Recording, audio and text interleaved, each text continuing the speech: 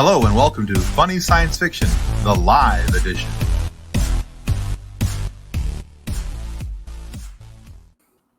Yeah, I don't know that I'm going to get used to the live edition portion of that introduction.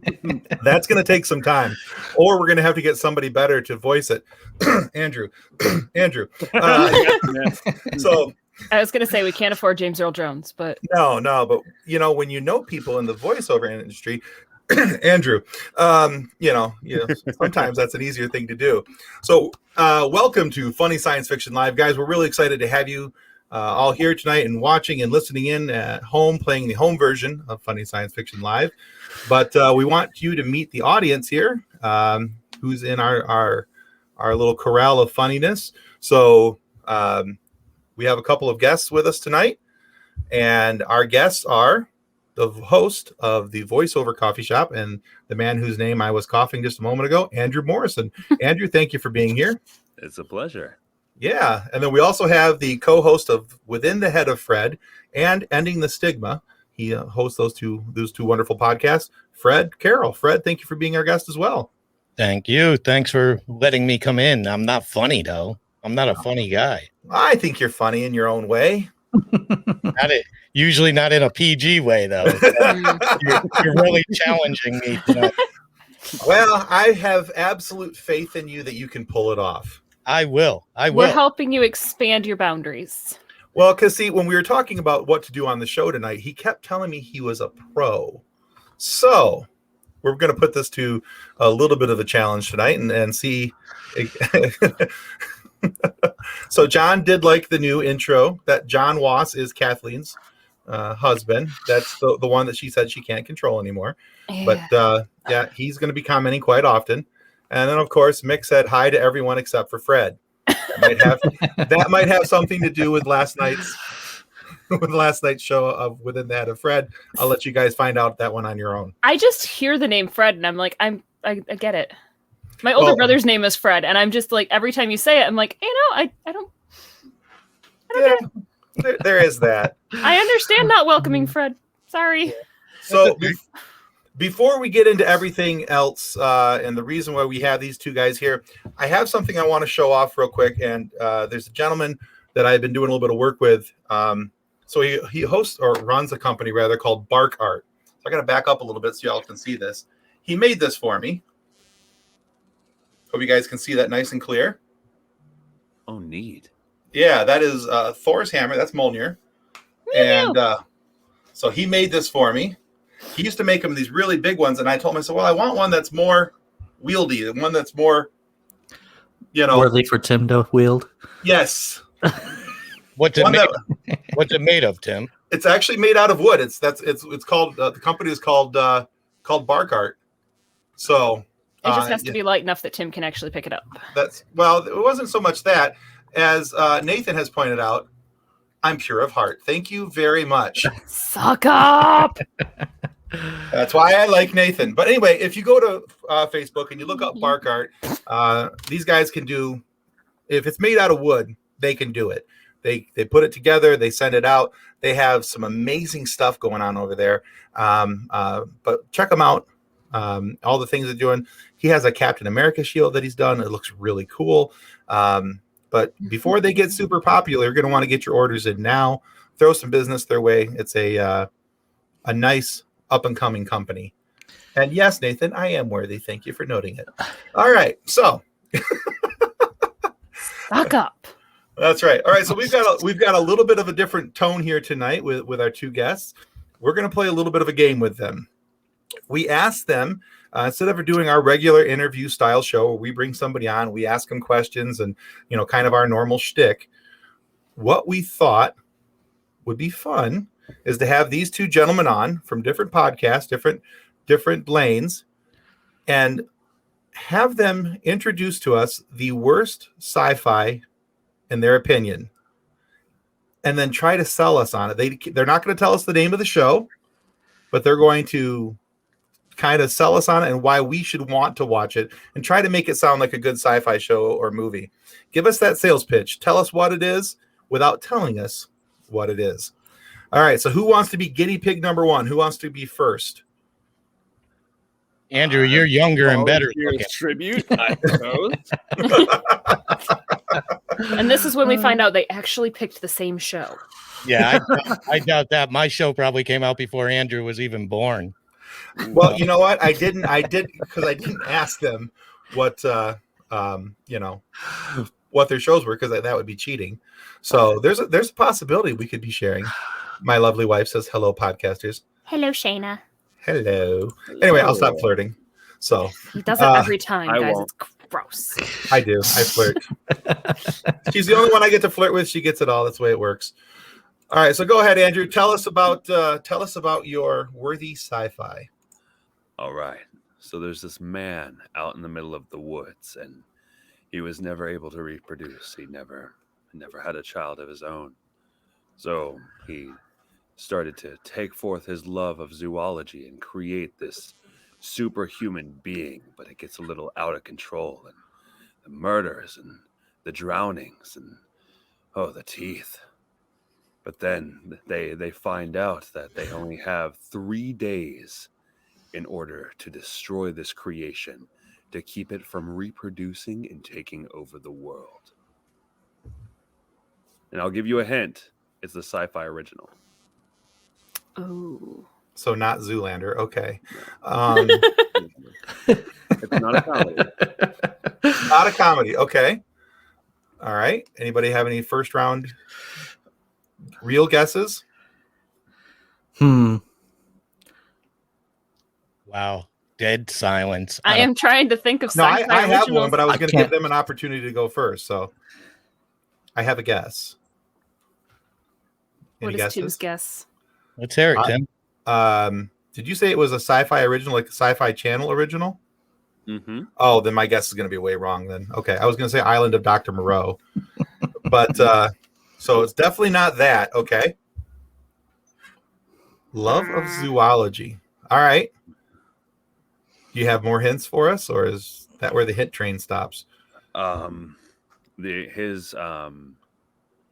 His creation is of his favorite amphibious creature.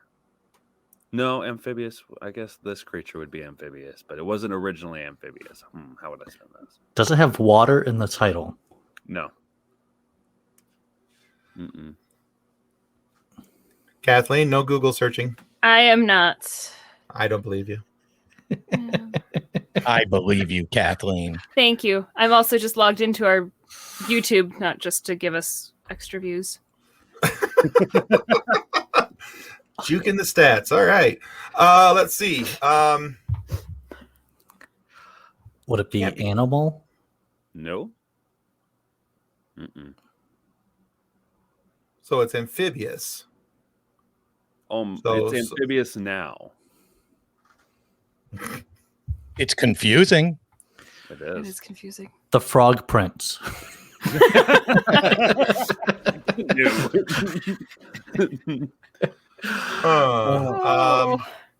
So it's not Sharknado then, because that's not amphibious. No, but close. Ooh, I got a close. Sharknado's close. So Ian Ziering is in it. No. That's a solid choice. He had the creature that was fused, right? Oh, it's a shark person? Mm-hmm. Wow. Oh. Shark Boy and Lava Girl? No. Street Shark. Nope. Oh, that's a really good movie, Shark Boy. Nathan I feel like I says saw the commercial for it once and did the no, I'm not watching that. Probably. The Incredible Mr. Limpet. Limpet. All right, John says Sharktopus. Nope. Is that a thing? Is that actually a movie? Is I Sharktopus? hope not. I hope not either, because The shark was fused with the fetus of a human, not another animal. That baby made it shark, do amphibious. do do do do, baby shark, do do. How many thousands of times have I heard that song? I want to go play in traffic for having just said it. So, okay, Nick, what are you finding in your Google history over there? Because he stopped talking and the head went down. I'm like, he's Googling. Oh, Nick. Is it a Trailer Park Shark? It is not, but that is a movie I'm intrigued about now. I think you've just convinced me to watch a new So- movie that I'm going to hate. Is that like Trailer Park Boys meets Sharknado? I don't know. I just logged into Sci-Fi to see what was on their thing, so and they got sharks, and more sharks section. Wow. You're just scrolling through their shark options. I've been neglecting sci-fi originals. Well, probably with good reason. Let's be fair. Okay, I give them a little bit of credit for Warehouse 13 and Eureka. Well, yeah, And that that's was about it. but that was when they were the Sci-Fi Channel. That was And not you know, Siffy. not Siffy. Once it became Siffy, there was other issues. All right. all went So there was downhill from a shark that was joined with a fetus. Mm-hmm. You know what? Is it Nightmare Shark? It is not. I Oh. got nothing. I am so in the dark on this one. So the scientist becomes the shark's father figure, and so, but then the discoverers of this experience have to defeat the shark to keep it from reproducing and taking over the world. So before we get to the point where you actually tell us what the name of the show is, this is a show you've watched, right? Yes. Okay, so this is one that you have suffered through and that you didn't just pick up and what? It had a lot of potential. I will say that the concept was good. The execution, not so much. And it's a show, not a movie. It is a movie. Okay, it's one singular movie. No offspring from the movie. No second part 2. No sequels, No, nothing like it that. happened, and I don't even know how to describe the experience of watching it, but it happened, and I feel like the lack of a sequel is probably a better thing. So according to Six-headed Nathan, shark. it's So according where to- did you see it? Where did you watch it? In the movies? On No, I watched TV? it on Sci-Fi Channel on Okay. the Sci-Fi Sci-Fi Channel on original. TV? Yeah. back when Sci-Fi Channel was Sci-Fi Channel. Oh boy.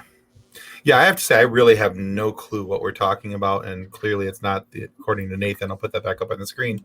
The Adventures of Stephen Hawking and Shark Boy. Although I might watch that. Shall I build you a shark?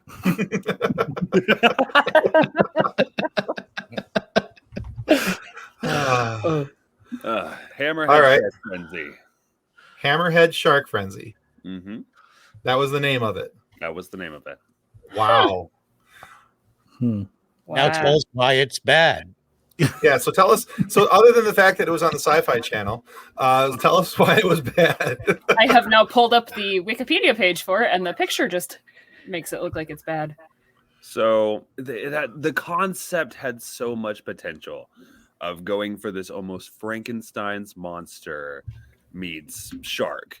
Like it was just this beautiful, beautiful concept, and I expected a lot from it. I was like, oh man, a shark man, like this could be so well done. But then you sit and watch it, and it's definitely a rushing through the woods with a shaky camera to try to give off the depiction of, hey, maybe there's more going on here than that's actually going on here. When you finally see the shark, then it's just chicken wire and plastic. And that could have all been forgiven if not for the fact that the main female protagonist almost ended up having sex with the thing in order to reproduce and create this new species of human shark people. Andrew, this is a PG show. They tried to make love. They tried to make love. Coitus. Well, I think yeah. They almost tried to hold hands once in this doctor's basement, and Oh, no. it ruined it. See what happens, Tim, when you bring us on the show? It goes right to bestiality. But clearly, yeah. So that happened. Wow. So I'm assuming I'm gonna bring up this picture. Okay. If it let's see, if it works. Your computer says no. Yeah, Don't pretty do much. it. Don't share this with the world. So is this the one we're talking about right here? Yes, it is. Half man, half shark, total terror. Yeah. All right. I would watch that. Well, it's a Hammerhead, you know. I'd rather watch Street Sharks. Well, yeah. Ignore the YouTube comments, Tim. Sharkenstein's Monster. John, I know what I'm watching this weekend. Not with me, you're not. Sharkenstein's Monster. All right. Okay, so we have figured out one movie to avoid. Fredd, what's your choice? Okay, so as you know, I'm not a huge sci-fi guy. Not a huge sci-fi guy to begin with. I do know that. But I went through a phase because I grew up with an uncle who owned a comic book store. So as a child, I was surrounded by comics. And what turned me off initially to sci-fi, just so you know, just a little backstory, is because I was huge into Howard the Ducks and Conan's and all those things. And then the movies came out and they ruined the comic. So I turned away from stuff like that. Now, I love Howard the Duck, the movie now. I don't know why. I don't know why. But because it's so awful, it's good. That was almost the movie I picked. I moved back into sci-fi in my teen years because in a PG way, alcohol was introduced into my life, and I'd come home and watch these crazy movies, mostly John Waters types movies and stuff like that. But I'm going to read to you piece by piece and let you guess. So this movie that I picked is from 1986, and it's in the city of Los Angeles. The second dark age and two forces are in conflict. A mystical order of women warriors take hope in a sacred power crystal and seek to rebuild the wasteland. Does it ring any bells? It shouldn't, because if it does, you had a really bad childhood. But I honestly watched this movie a few times. And it came out in 86. 1986. I'm going to continue with the description because keep going. I'm that confident you're not going to get it. So I would say so far you're well on the dark side. The evil doctor, flanked by his army of hellion oppressors, wants to rid the world of good forever. The doctor sets out to steal the crystal, but the sisterhood defends it with their lives. Unfortunately, the crystal is lost forever. When, during a desperate chase, the doctor plummets with it into a great bottomless divide. And I could tell you, this has nuns in it. Nuns. And it has comedy to it, but it's comedy sci-fi. And I could also tell you it has 5 sequels. Oh, God. 5. And all 6 combined might have made $10,000. But it has... Just off of you? No, I bought... I could tell you a little thing about that. I got the VHS tape, okay, in 1986 for Kathleen and Andrew. Those are those things that we would put into machines. And then these machines would show really poor quality movies on a screen. Familiar with the concept. Oh, yeah, it was fun, but it's such a... well, I'm supposed to tell you it's a good movie, but obviously it's not. So on the back cover, it's so bad that they use scenes from another movie on the VHS tape. The scenes on the back aren't even in the movie. So you know the movie's bad. Nathan would like to know if he was a doctor in the way that his dentist is a doctor. Yeah, because it was so science fiction based and stuff. You know, I could also tell you the theory behind this was, without giving, I omitted the title from the description because it had it many times. But the theory behind this wasteland was all the machinery could not be used anymore. Cars couldn't be used. Trains, airplanes were all eliminated during this craziness. It wasn't Star Crystal, was it? No. No. Star Crystal didn't have nuns in it. I could also tell you the guy that created this. He wrote it and created it. Sadly, he's passed on. Okay. Maybe great for the movie industry. His name is Donald G. Jackson, and I did some research on Donald G. Jackson. Go for it. What I found out about him was his first movie was financed when he accidentally took 3 of his fingers off in a factory accident while working, and he took the lawsuit money and put it into this film. This is how his career started. I shouldn't be laughing at that, but I just find it absurd that that's how he got started. That's how he got started. And he was a creepy dude, but I mean, he had 50 movies in his life, 50. Wow. And 6 of them were this amazing film that I want you to watch tonight. I could tell you some of his other titles if that helps. Sure, why not? Let's give it a try. Rollerblade? Max Hell Frog Warrior. Well, that helps. Rock and Roll Cops Light. Hawk Warrior of the Wheel Zone. Naked Avenger. The Witch's Brew. And just so you know, somebody just said the title. Who just made a guess? Rollerblades? Yes, it is Rollerblades. Oh my God. Wow. This is Andrew pulling it out from the dark. There we go. All right. I watch a lot of sci-fi. This is Rollerblades. And it is horrible, but you have to watch it. You can't turn away. It's really bad. All right. So other than the obvious, what else made it horrible? Well, everything about from the writing, it started at the writing. It started when they said action. It just went downhill from there. And go. Right. And they should have just said, sucks. But these guys clearly were making, they put a lot of comedy into it. And the nuns, the sisters that I mentioned, are the catalyst of the film. They are the crime fighters, and they're on rollerblades. Everybody in the film, it travels by rollerblade. Mm-hmm. And there's 5 sequels to this. 5. So there's a Rollerblade 5 out there somewhere. Rollerblade 6. There is Rollerblade all the way up to Rollerblade 7. And then after 7, there's the Legend of Rollerblade 7. And then there's the Return of Rollerblade 7. I did not know there were that many. Then there's Frankenblade. What? Wow. And Roller Gator. He's got an alligator roller. Rollerblade 4, the blade rolls again.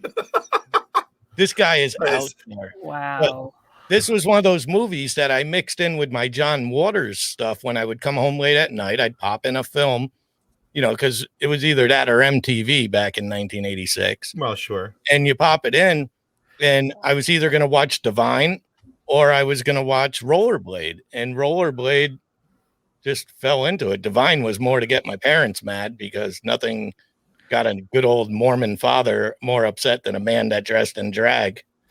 Well, yeah, that would accomplish that. Yeah. Okay. It was 86 though, but you guessed it. See, so now I feel like a failure. Well, it wasn't us that guessed it. It was Andrew. So. And you still did a brilliant job, because that took me a minute, because I did not know there were that many, but I have seen Rollerblades, and I just can't believe that there's that many movies about people on rollerblades fighting crime. I initially was going to go with Maximum Overdrive. I was going to do a Maximum Overdrive one because I'm a huge Stephen King fan, but that's a nightmare of a film also. In a different way, yeah. It's hard to sell that because the minute I mention, there's only one plot to that movie, Right. The minute I mentioned it, if I said the Goblin Truck, bam, you guys got it. And done. Right. So I had to really dig deep into my history, and I'm an older gentleman at this point, so my mind doesn't work as quick. So that's all I got for you, though. No, that was good. I think you have scarred me though, because I didn't realize that many movies could be done about people on rollerblades fighting crime. My husband has messaged me that he wants to watch both of them now. Yeah, my brain's a little stuck in that point right now. Not gonna lie. So you should pull up the picture for that one though, Tim. I don't know that I want to. I messaged it to our chat. It's Well, what you really should do, anybody out there, after this show is over, go to YouTube and watch the trailer. And Andrew will appreciate this. Even the guy that does the voice, they clearly hired off the street. You know, this guy is not in a world. This guy is like, the nuns are coming to get you. You know, he's very bad. He's a really bad voiceover guy. There it is. Look at that. And there's a, you know, I know this is a PG show, so there is a lot of nudity in it, but it's that 80s nudity where I was looking at the 80s suit there and the high cut. Yeah. So Join us very next 80s. week for the live funny science fiction watch party of all rollerblade movies. All 19, all the time. All of them. Watch as our brains melt before your eyes. It's so bad. It's really good. Remember, Fred, just because you failed doesn't make you a failure. Hashtag rollerblade 98. And this guy, I realized this. So as a screenwriter, I know I haven't mentioned my background yet, but as a screenwriter, a failed screenwriter, because I haven't sold anything in 20 years, this guy is dead. There's no reason for me not to take over the rollerblade industry and just go with it. Clearly, there's a market there, Fred, that you're ignoring.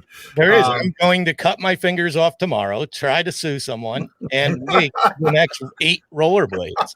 But now they have to be like hoverboards or wheelies or. I mean, having seen the rollerblades, at least one of the rollerblades movies, if you did decide to cut all your fingers off, you could probably write it a lot better. Yes, most likely. Yeah. Funny Science Fiction Podcast does not endorse the watching of these films as they may cause cancer. All right. So, well, that's, I think you both brought something both interesting and yet scary at the same time to the consciousness of not only the host here on the show, but those who have been kind enough to watch us for the first half hour of this train wreck. So my husband is looking up both of them and how we can watch them this weekend. Rollerblade 13, Fred rolls again. All right, so you guys tried to sell us on what sucks. So let's now move over to what doesn't suck. Fred, I'm gonna have you go first this time since you went last. But let's talk about the sci-fi that you do like. Well, and it all evolved. Coming back to the one film that changed me and brought me back from the comic, like I told you before, how the comic book to the movie turned me off to sci-fi because I didn't believe in cinema could recreate the stories I was reading. The one that brought me back was The Last Starfighter. Oh yeah, Last Starfighter. It was just like the comic. The comic was amazing. It was so much fun to read. It had it all, but then the movie really stayed true to it.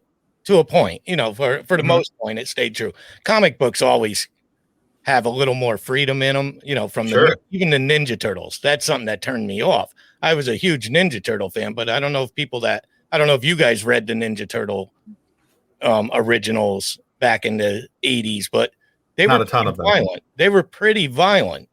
You know, they weren't this comedy Disney type Ninja Turtles. Right, not the Nickelodeon style. But The Last Starfighter was a very important film for me to get back into enjoying sci-fi because I never even latched onto the Star Wars and all that early on. And probably because my parents were too cheap to buy me the toys. So I was jealous more than anything. They were too cheap. And they're not listening. They don't listen to anything I do. They haven't listened to me since I came out of the womb. All right, so Last Starfighter. Actually, I think that's a really good choice. I haven't watched that movie in ages. Yeah, it's one of them you want to see more often. Yeah, you never stumble across it and you forget about it easily. But it really is a decent film in the sci-fi 80s. No, I agree. That's a very good choice. Very good. All right, Andrew, what's on your go-to list on sci-fi? Not quite a movie, but okay. It only had one season, so I would technically Firefly. Yup. Do you love Firefly? Oh, Space Cowboys. Yeah. Firefly is something very, very near and dear to my heart. Probably my second favorite sci-fi series to ever be created, but that's only because I came out of the womb with a sonic screwdriver. So Doctor Who for the win. I But, get no, you. I'm a big old Firefly nerd. Actually, I'm in the middle of moving right now, but in storage, I have 2 different editions of the first season of Firefly, and then I have a big old Firefly poster. Love Firefly. Firefly can do no wrong. Nice. Until they decided to trick us with that Firefly movie that wasn't a Firefly movie, and I have feelings about that. But Firefly. John says, Yeah. curse the sudden but inevitable betrayal of the Fox network. So, personal story about Firefly. Mhm. And John's going to be really embarrassed and laugh really hard. So, 7 years ago today, John asked me to marry him while in Malcolm Reynolds cosplay. Ooh. There you go. Hey, And I was dressed yeah. as River Song. Like, we had gone to a favorite TV show costume party. And then he proposed after that, but he was dressed as Malcolm Reynolds. And I was only slightly disappointed that the person dressed as Malcolm Reynolds wasn't actually Nathan Fillion proposing to me, but I married him anyway. You forgave him for that I slight did. indiscretion of not being Nathan Fillion. I get that. It's not his fault. Not everybody his can fault. have that Not jawline. Yeah, not everybody can be Nathan Fillion. I would say my favorite episode out of that series is Jamestown. Yes. Yes. I think just that moment of when they all get there and that shock that is on everybody's face is like, who? So, what do you think about the remake that's supposedly coming? It's one of those things where you really don't know until it comes out. From You know what I mean? I have no idea what they're doing with it. So I mean, Right. it could be really, really good given current technology and directors and what people really, really want out of it. But So- it could also turn around and be this big disappointment. So I really can't make any form of judgment until I see at least a piece of it. Yeah, fair enough. What I heard is that it's 20 years later after Serenity. yeah. So it's not a reboot; it's a continuation. That's what I read somewhere. I don't Okay. know exactly. Because all I remember seeing about it is that there was something about Firefly coming back, and then seeing the immediate anger of all the Firefly fans that that this is happening now. So it didn't just continue years ago. So The conversation is still active and open, apparently. But if it does, it's Disney Plus that's doing it. right, I believe so. Yeah. So it'll either be really, really good or not. Right. Well, if they do it like we've seen with the Mandalorian, Right, if they get Jon Favreau on it, cool. Do it. right I have never even heard of this of Firefly. ever. Whoa! Never even crossed my head. Oh, it is so Go good. watch all Well, 14 you're not a episodes sci-fi of it. guy though, so I can forgive you for that. Yeah, it But- just doesn't. But my kids are. My kids are tied into this science fiction and stuff, but it just doesn't resonate with me for some reason. I don't know why. Nathan in all caps. What? Sorry, Nathan. What's the Fredd? I'm a failure. I In failed. all caps, Firefly. And in case you're wondering, Nathan is Nick's brother. So, I'm a failure.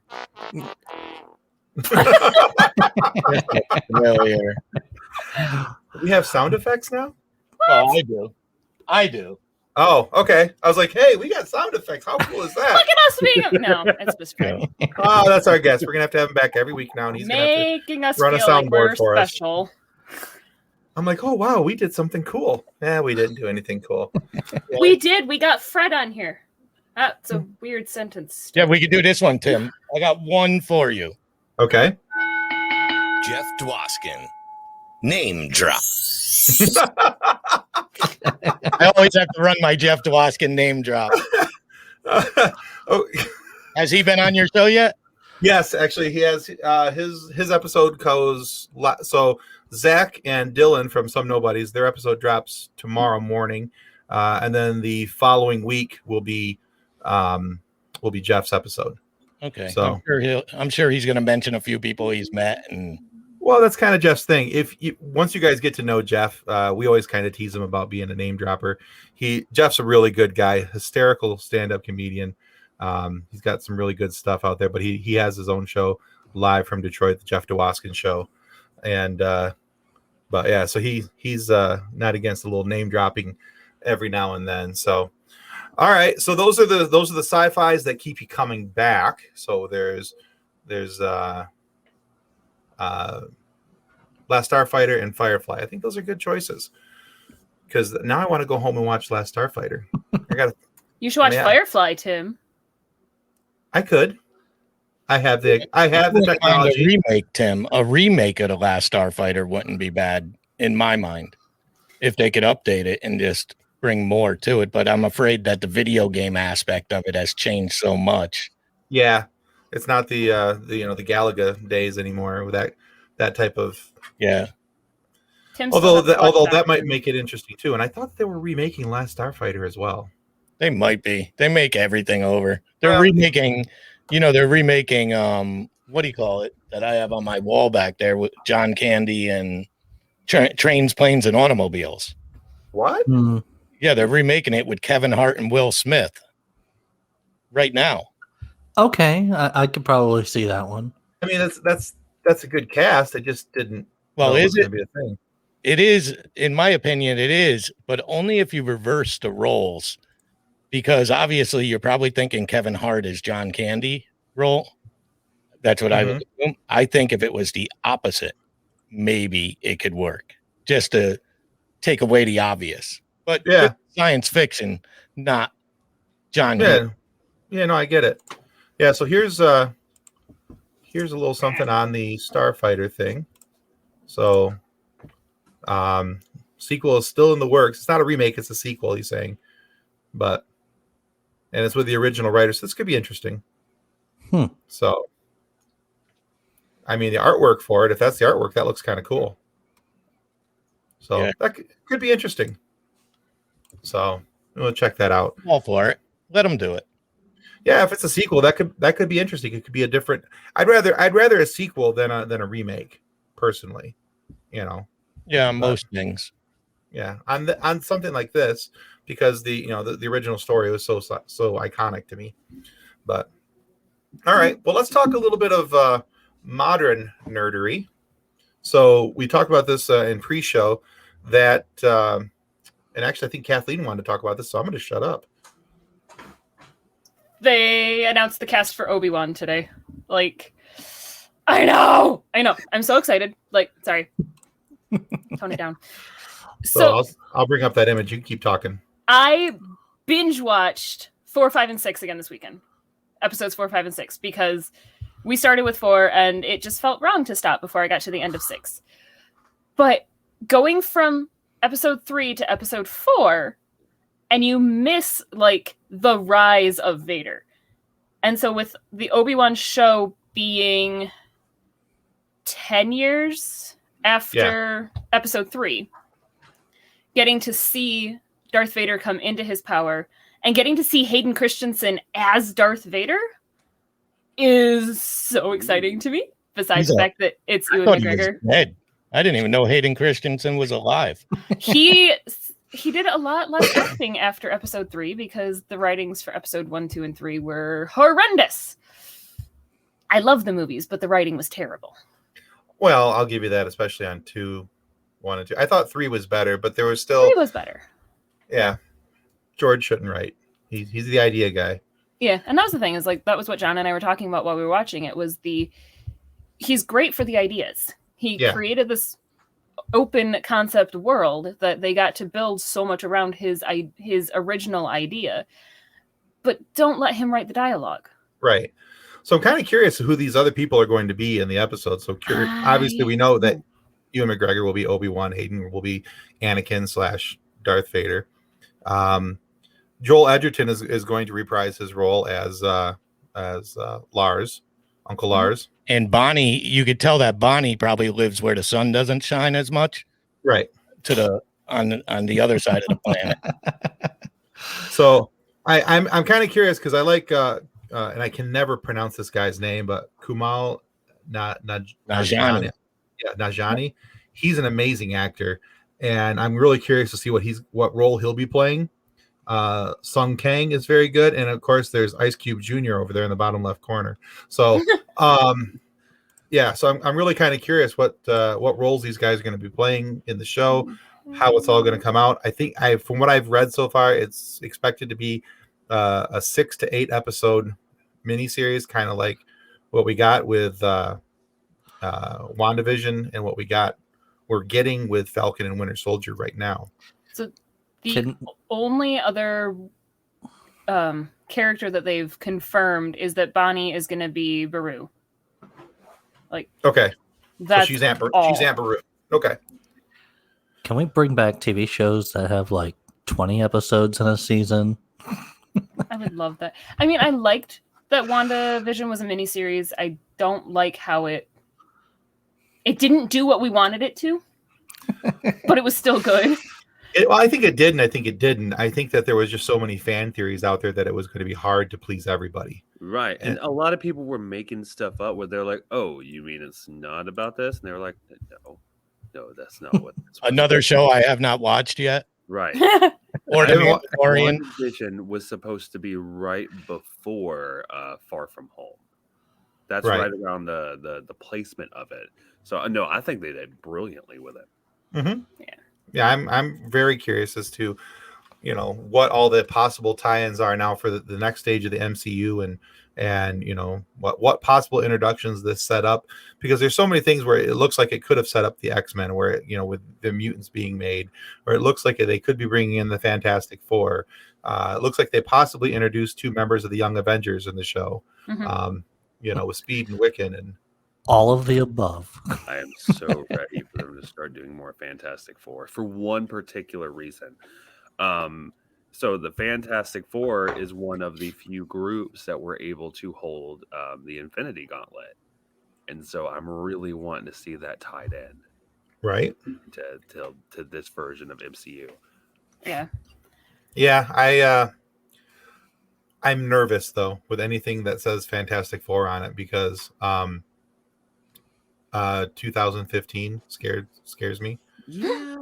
And then there was the 80s TV show. The two movies that were before the 2015, I actually didn't mind those. I really didn't. I thought the Silver Surfer one was much better than the original, but there was a little too much camp in it. Oh, I agree.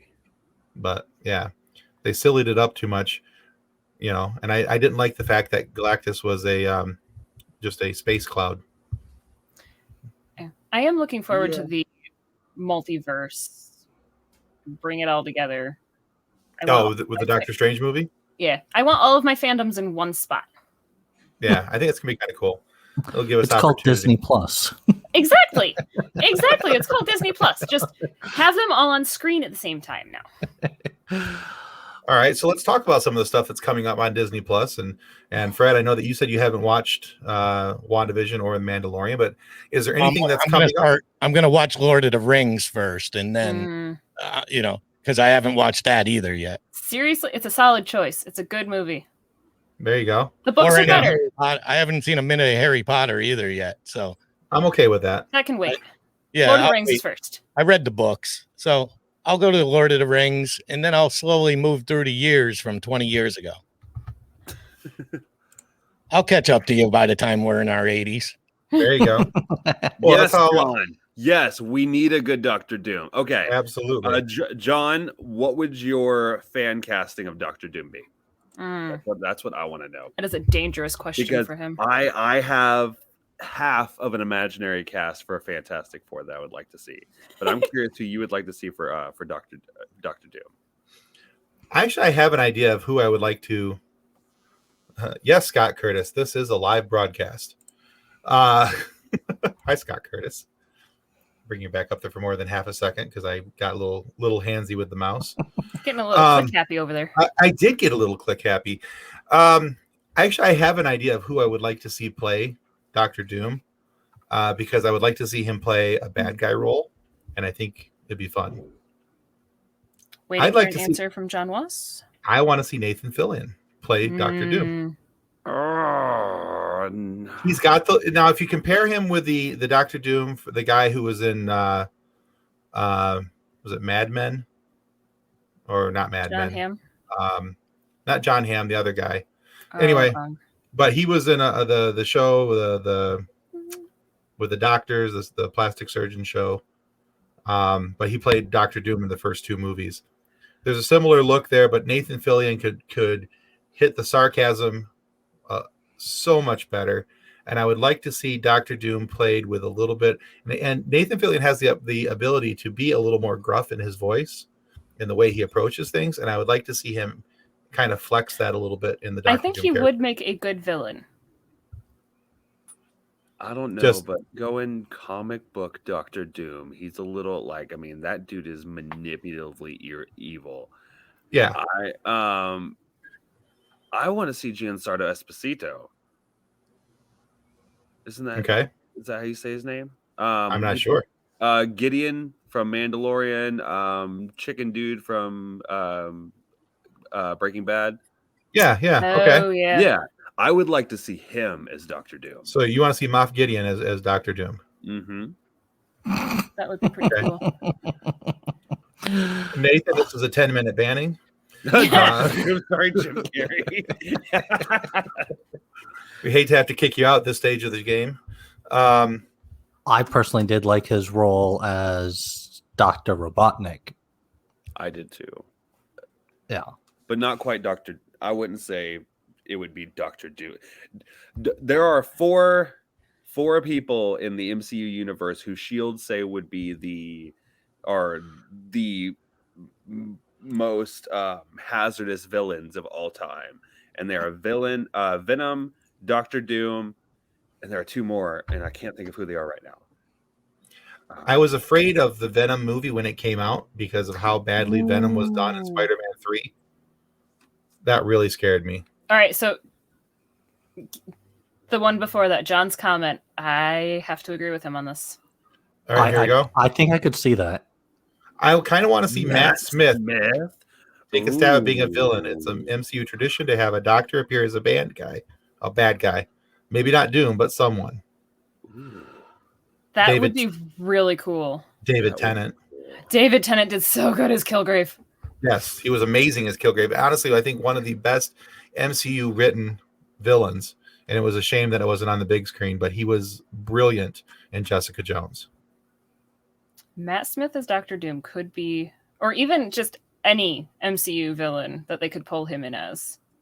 And Nathan might disagree with you about Moff Gideon. I barely liked Moff Gideon as Moff Gideon.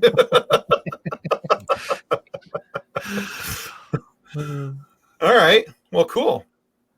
All right. So, yeah, because I think that's one of the things that's going to scare a lot of people away. Is with any talk of Fantastic Four, is A, who's going to write it, and B, it's going to come down to casting. So it's going to have a strong writer and cast.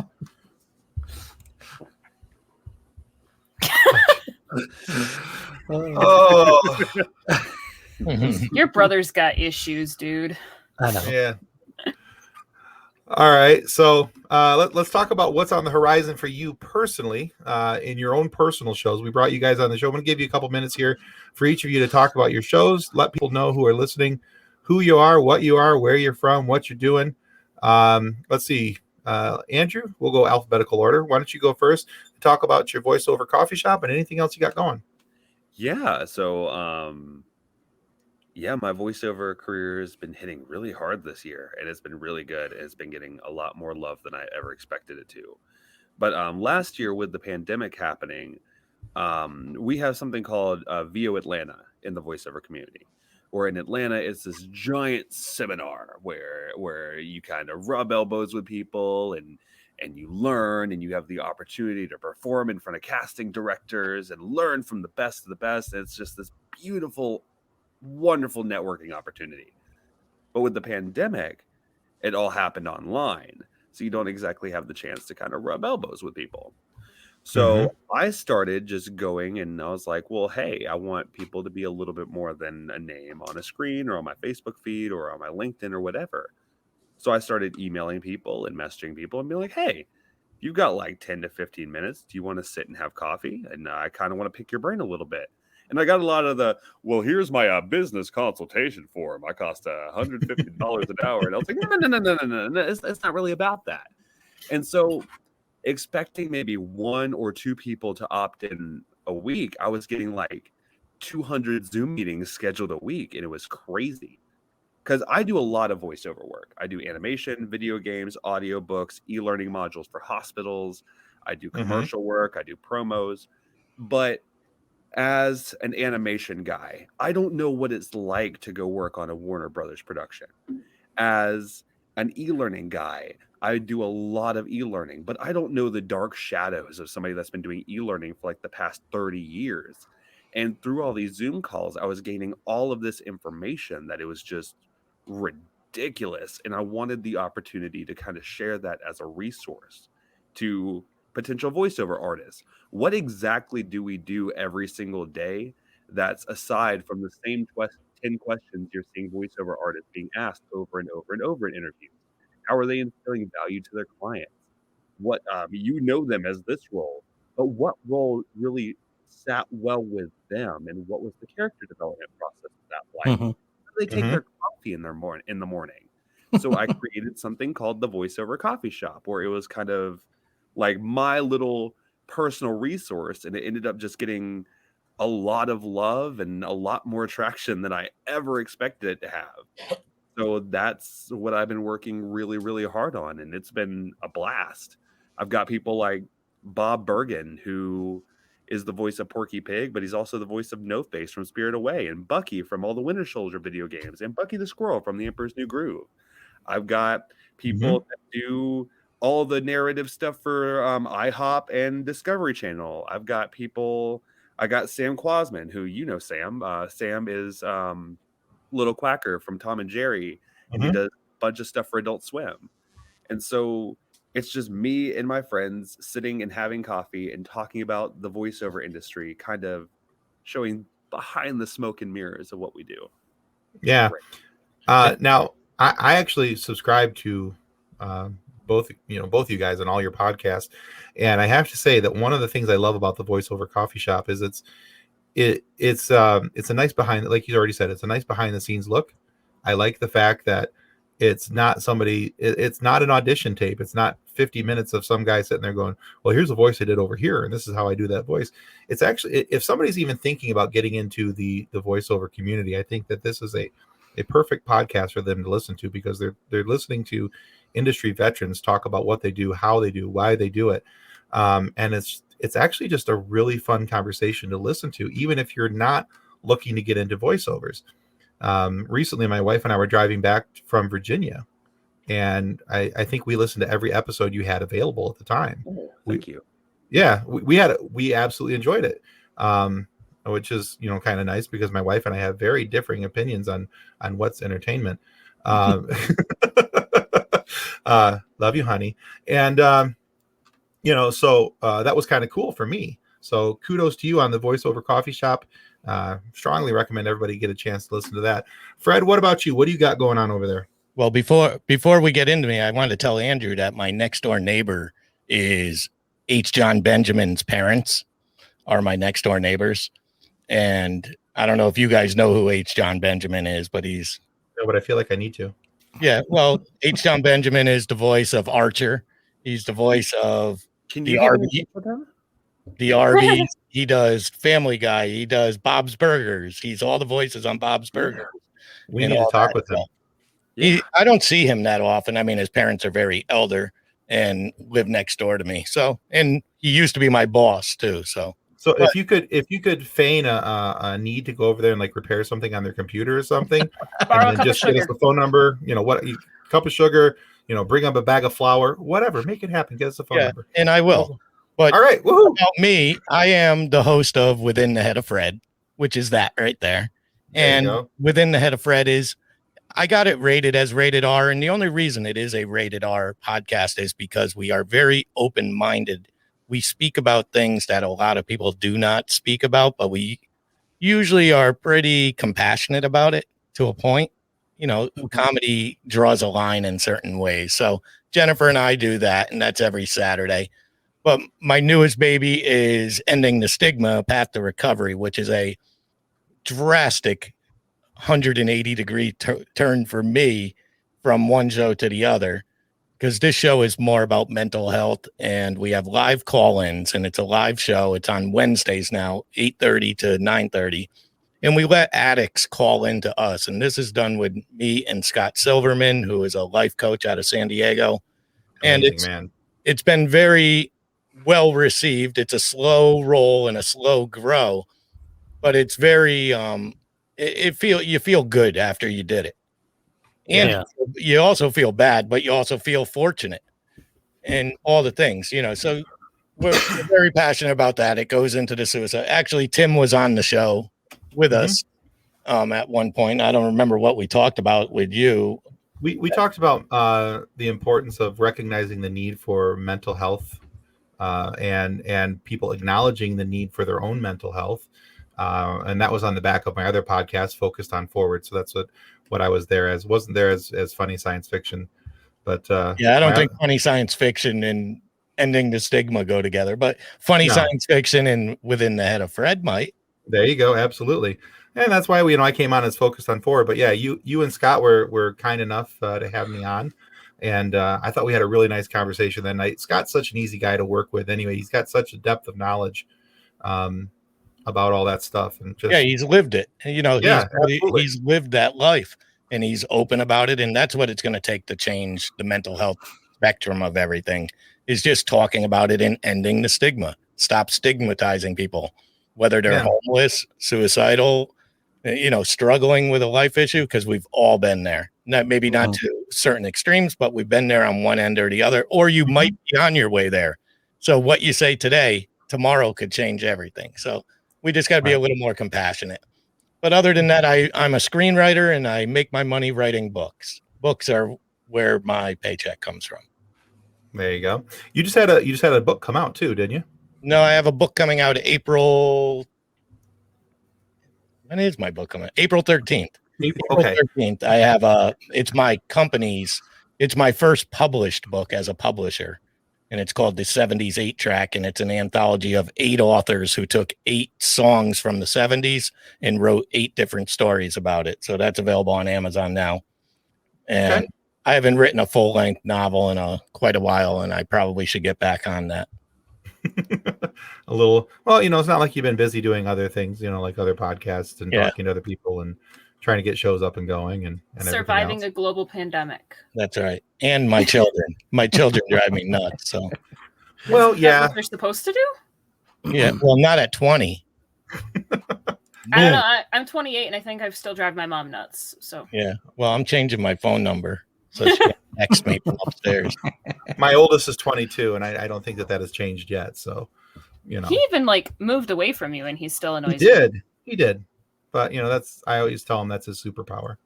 So, but all right. Well, hey, cool. Andrew, thank you so much for being on Funny Science Fiction. Fredd, thank you as well. Really had a good time with you guys. Thanks for being our guinea pigs and trying out our new game and putting up with our lack of sci-fi knowledge, or at least bad sci-fi knowledge. So yeah, I'd love to do this again. Yeah, we'd love to have you guys back again. And Fredd, you're funnier than you think you are, and you fit in well. Thanks. You done did it, sir. Thank you. Hold on. If nothing else, we're gonna have you back for the sound effects. Yeah. So I've got a lot of them. There you go. John, if you're still listening, I need a sound effects board. There you go. All right, guys. Thanks everybody for watching. Thanks for being a part of Funny Science Fiction Live. On behalf of you. the rest of the hosts of Funny Science Fiction, we'd like to thank you for listening to this episode. If you'd like to be a guest on one of our future episodes, please contact us by means of our Facebook group, Funny Science Fiction. You can find us on Twitter or Instagram using the handle @FunnySci-Fi, or you can go to DraytonAllen.com and click the Contact Me link at the bottom of the page. Thanks again. Hope you enjoyed the episode.